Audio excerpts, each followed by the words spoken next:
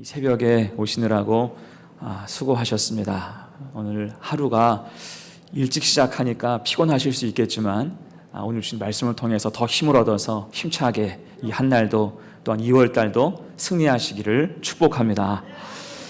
자, 월삭으로 주시는 말씀, 개와 돼지의 시간이란 제목으로 말씀 증거하겠습니다. 요즘은 동물도 존중받는 시대입니다. 그렇죠? 동물도 참 존중받아요. 좀 과하다 싶을 때도 있습니다. TV를 보니까 어떤 주인이 쇠고기를 사다가 구워서 개한테 먹입니다. 그리고 자기는 김치랑 밥을 먹더라고요.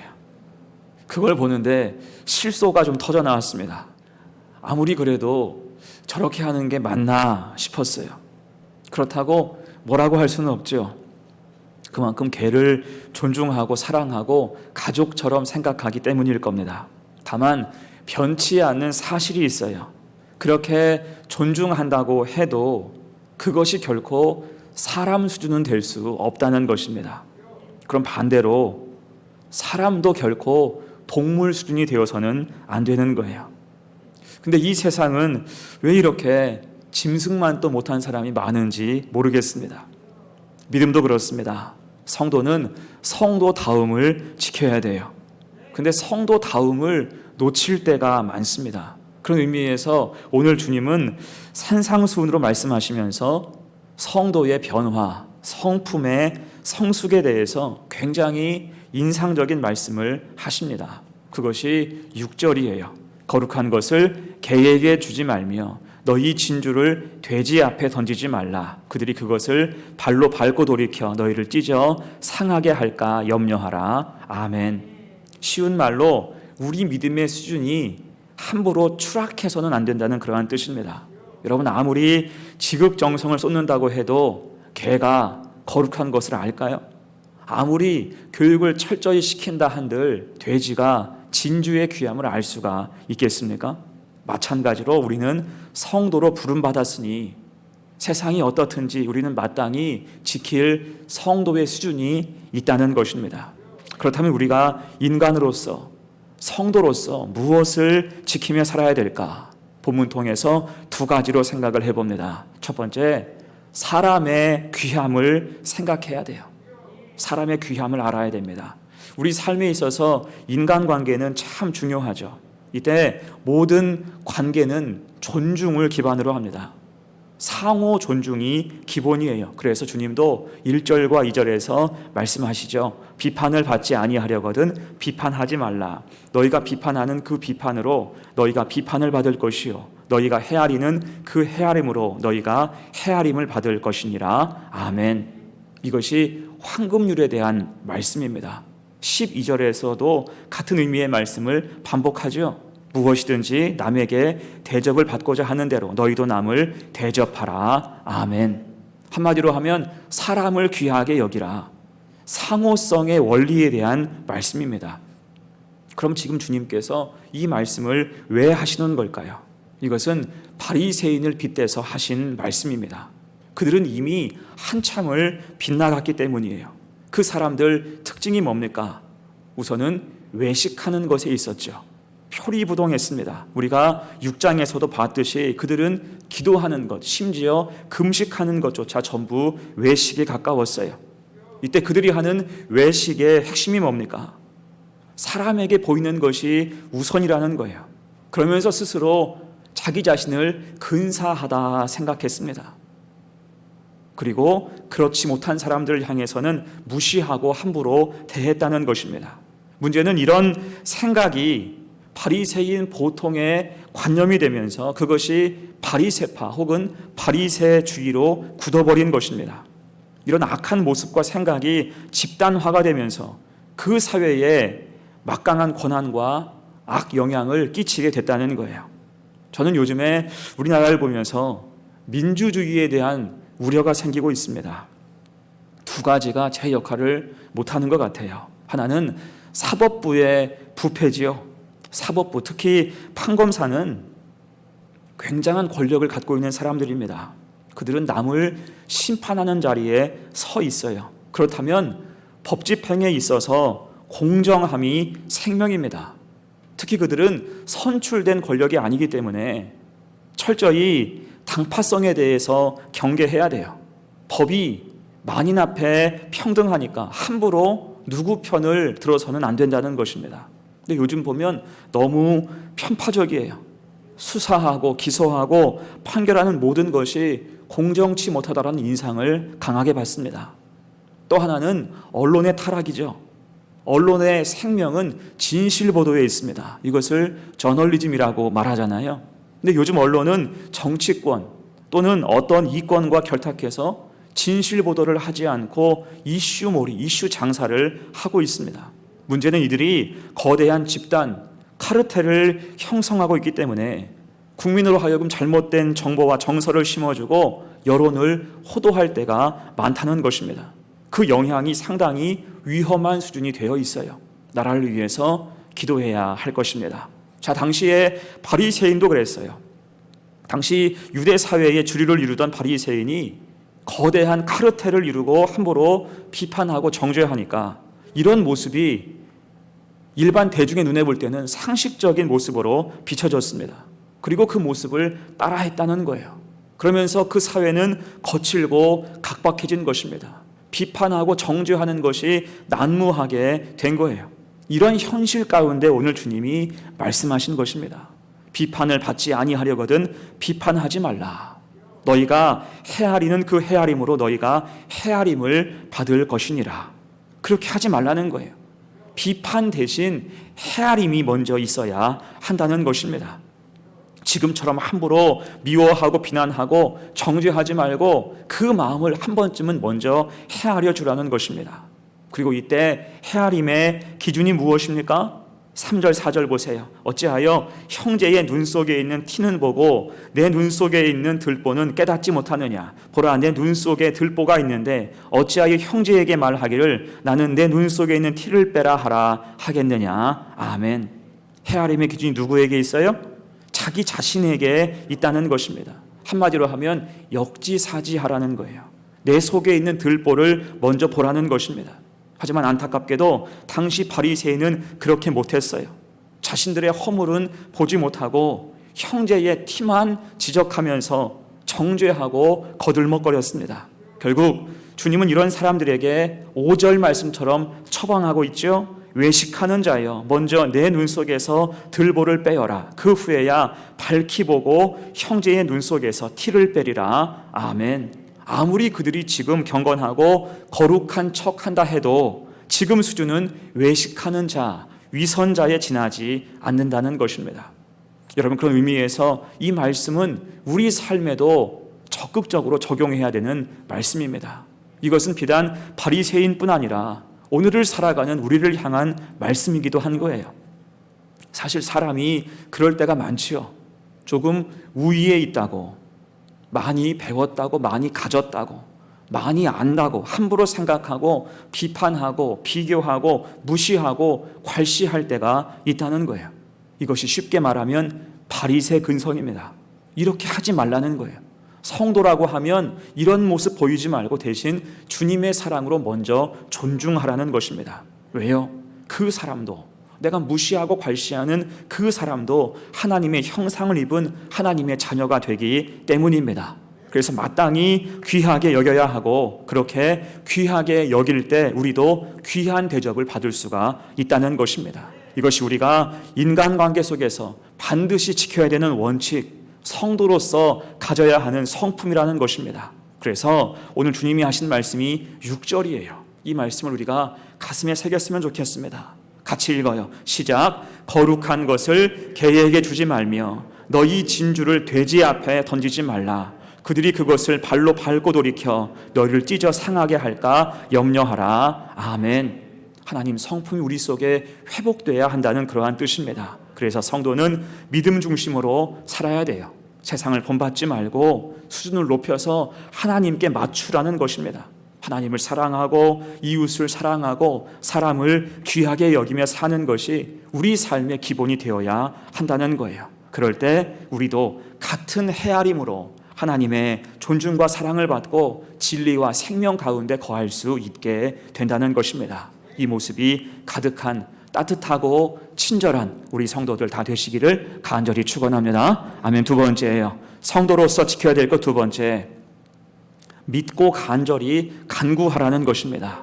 오늘 본문의 구조를 보면 아까도 제가 이야기했듯이 말씀의 처음과 끝 1절과 12절은 황금률에 대한 강조입니다. 1절 비판을 받지 아니하려거든 비판하지 말라. 그리고 12절 남에게 대접을 받고자 하는 대로 너희도 남을 대접하라. 아멘. 처음과 끝이 황금률, 우리가 인생을 살면서 꼭 지켜야 되는 그 법칙에 대한 말씀을 하고 있습니다. 그러면서 그 사이에 주신 말씀은 우리가 먼저 보았듯이 사람을 귀하게 여기라, 곧 하나님의 성품에 대한 말씀이었고요.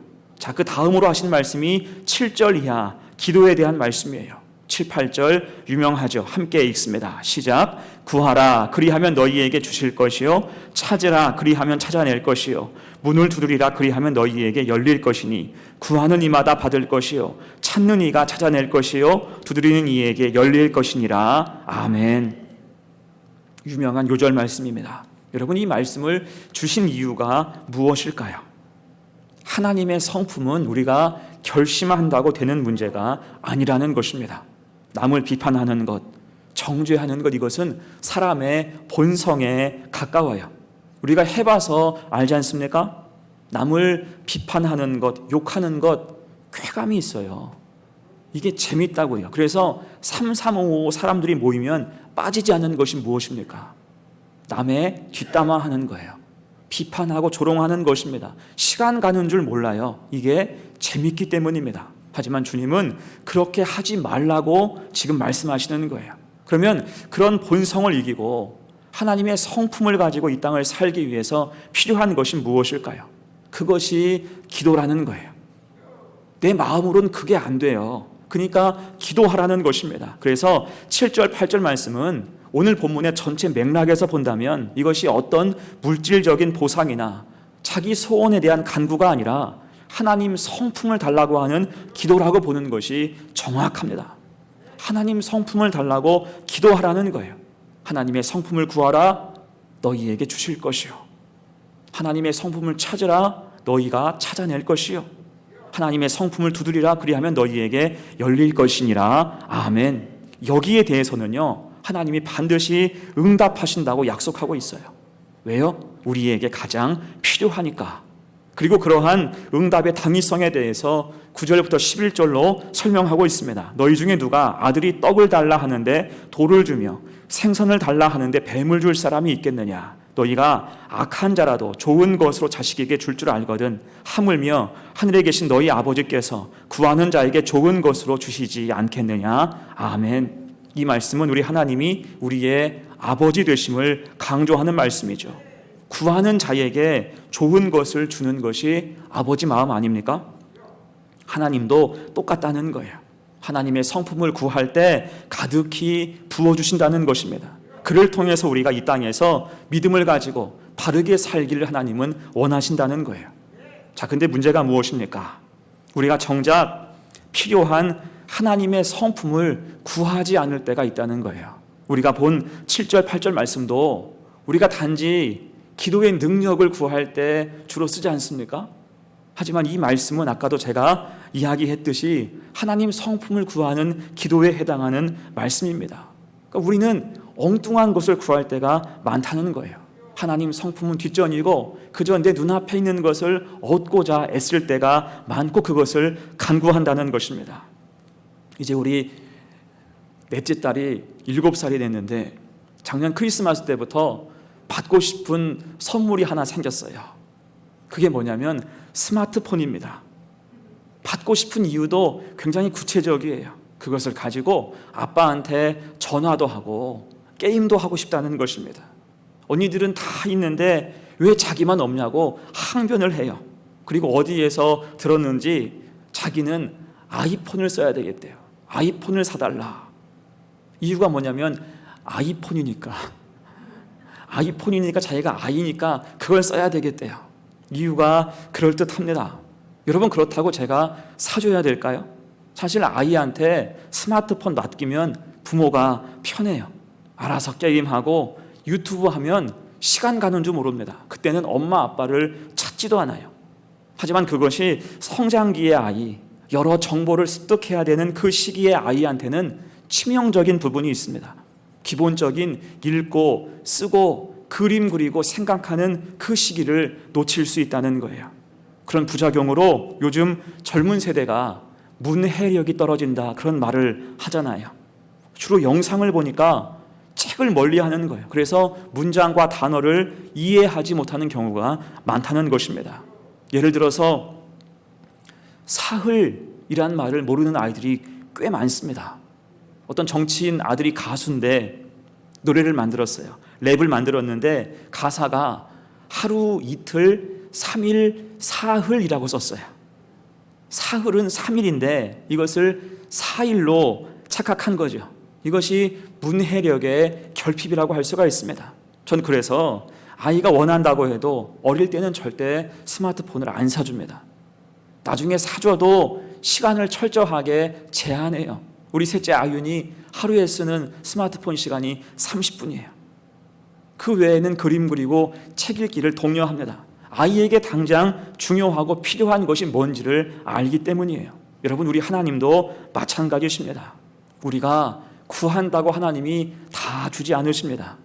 기도 응답에도 원칙이 있으세요. 하나님 보시기에 우리에게 필요하고 유익한 것, 우리 삶을 선하게 하는 것은 마땅히 채워주십니다. 하지만 그렇지 못한 것이 있다면 때로 거절과 그것 때문에 지연이 있다는 거예요. 하지만 오늘 본문에서만큼은 구하고 찾고 두드릴 때 좋은 것으로 채우신다 약속하고 있어요. 11절 하반절에서 하늘에 계신 너희 아버지께서 구하는 자에게 좋은 것으로 주시지 않겠느냐. 아멘. 반드시 주신다는 것, 이것이 하나님 성품에 대한 약속입니다. 이 성품을 구할 때, 찾을 때, 두드릴 때 하나님은 풍성히 입혀주신다는 거예요. 그리고 이 성품을 가지고 이제는 바리새인의 근성, 외식하고 비판하는 모습으로 살지 말고 하나님 성품을 힘입어서 사람들을 사랑하고 섬기며 겸손히 살라는 것입니다. 여러분, 이것이 성도의 시간을 사는 방법이 됨을 믿습니다. 하지만 이것 없이 내 마음대로 본성대로 살고자 할 때는 오늘 말씀의 제목처럼 개와 돼지의 시간을 우리가 살 수도 있는 거예요. 우리 속에 인면수심이 생길 수도 있는 겁니다. 그래서 성도는 늘 기도해야 할 줄로 믿습니다. 기도해서 하나님 성품을 구해야 돼요. 나를 급하게 하고 혼란스럽게 하고 힘들게 할수록 하나님 성품을 구해야 할 것입니다. 그 은혜의 공급이 성도를 성도답게 하고 우리가 사는 이 시간을 성도의 시간으로, 사명자의 시간으로 살 수 있게 하는 것입니다. 이 은혜의 공급이 끊어지지 않는, 그래서 성도답게 살 수 있는 우리 성도들 다 되시기를 간절히 축원합니다. 아멘. 이제 말씀을 마무리하겠습니다. 자, 우리는 이 땅에서 성도의 시간을 살아야 돼요. 성도답게 구원받은 주님의 증인으로 살아야 됩니다. 근데 그런 모습을 다 잃어버릴 수도 있어요. 그게 언제입니까? 믿음 없이 세상 것들을 추정할 때예요. 그럴 때 우리는 우리에게 주신 시간을 성도의 시간이 아니라 개와 돼지의 시간으로 보낼 수도 있습니다. 거룩한 것을 개한테 넘겨줘 버리고 귀한 진주를 돼지 앞에 던지고 세상 속에서, 진흙탕 속에서 사는 거지요. 이에 성도는 경성하고 깨어서 그런 시간에 휩쓸리지 말아야 할 것입니다. 그래서 우리가 지킬 것이 뭐예요? 제가 오늘 두 가지 강조했습니다. 하나님의 성품을 지키라는 거예요. 사람을 귀히 여기고 서로 헤아리고 축복해야 마땅합니다. 나도 너도 우리 모두도 하나님의 형상을 입은 사람이기 때문이죠. 그리고 그 성품을 얻기에 우리는 하나님께 구하고 찾고 두드리며 간절히 기도해야 됩니다. 이 기도는 반드시 응답하신다 약속하고 있죠. 그럴 때 우리는 우리 성품이 주님을 닮고 그 삶은 복되고 아름다워지는 것입니다. 일명 황금률의 삶을 살 수 있는 거예요. 12절 말씀 함께 읽습니다. 시작. 그러므로 무엇이든지 남에게 대접을 받고자 하는 대로 너희도 남을 대접하라. 이것이 율법이요 선지자니라. 아멘. 한마디로 주님과 동행하며 살 수가 있다는 것입니다. 이것이 우리가 살아가야 되는 시간의 모습인 거예요. 이 사실 기억해서 하나님 주신 시간 속에서 성화의 삶을, 사명자의 삶을, 은혜의 삶을 사는 복된 성도 다 되시고 2월 한 달도 승리하는 거룩한 성도가 되시기를 간절히 축원합니다. 아멘. 함께 기도하겠습니다.